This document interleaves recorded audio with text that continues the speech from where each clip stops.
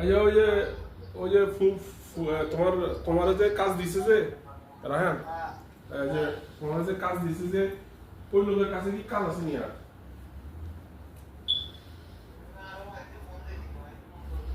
আচ্ছা আমি তোমার নাম্বার একজনকে দিতেছি, বড় ভাই একটারে, ঠিক আছে? ও তোমার সাথে কথা বলবে, যদি হয় আর একটা ভালো একটা কাজ ওনাকে দিয়ে দাও।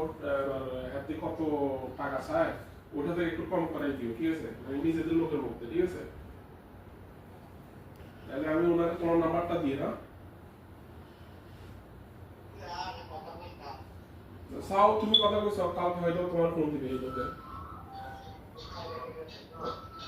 আচ্ছা।